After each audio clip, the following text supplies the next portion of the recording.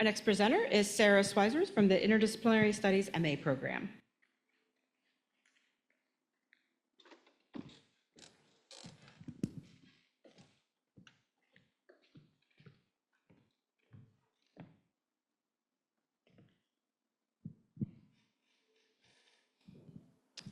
Those of us from Florida and around the world have become all too familiar with losses and damages from natural disasters and climate events. The images on the left are of losses and damages in Florida from just the past 2 years of Hurricanes Ian, Helene, and Milton. I took the farthest left photo a couple weeks ago of what remains of a home a few blocks from where I grew up. It's estimated that Hurricane Ian alone caused over $112 billion of losses and damages. But what about losses and damages that we cannot quantify, calculate, or put a price tag on? Losses of lives, memories, and entire communities.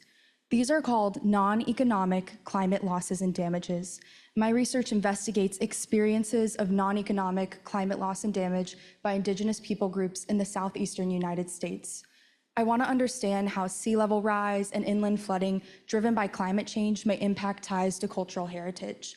So in the past, to do this research, I've used qualitative methods. I've conducted interviews and participant observations in collaboration with 2 Indigenous people groups to record their perspectives and experiences of loss and damage.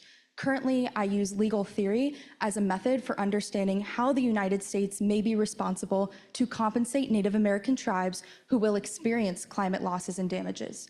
Across this work, there are 2 fundamental differences in values that may affect how climate law, policy, and justice plays out. The first difference in values is that Indigenous knowledge systems are often grounded in space versus chronological time.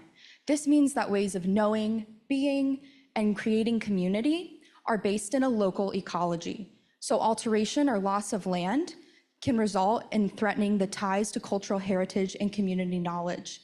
The second fundamental difference in values is that dominant Western systems often base justice on rights. However, this misses a core value of loss and damage: responsibility. Who is responsible for causing losses and damages, and who gets to find what is the proper way to compensate for losses and damages? A quick way to sum this up is that just because we can or we have the right to do something does not mean that we should do something, that it is just or responsible. My work in trying to understand how this difference in values can affect law, policy, and justice is motivated by the absolute need to center the voices of those experiencing loss and damage.